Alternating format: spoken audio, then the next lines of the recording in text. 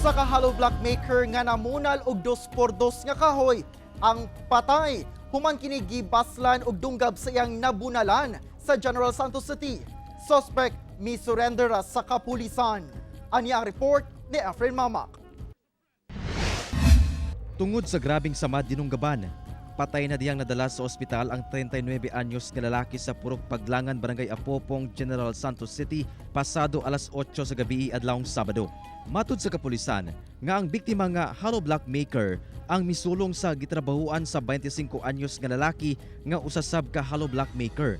Gibunala niini og 2x2 nga kahoy sa ulo sa maong lalaki apan nakakita og kutsilyo hinungdan nga nakabalos kini og dunggab sa biktima.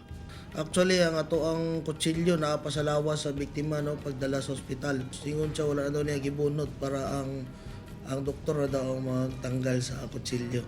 Personal grudge nga hinungdan ang ginalantaw karon sa kapulisan nga sinugdanan sa krimen. Nag-ugat daw ang ilahang away kay ang kuya sa suspect ug ang biktima na daw dugay ng personal grudge sa isa't isa regarding po daw sa ilahang business no.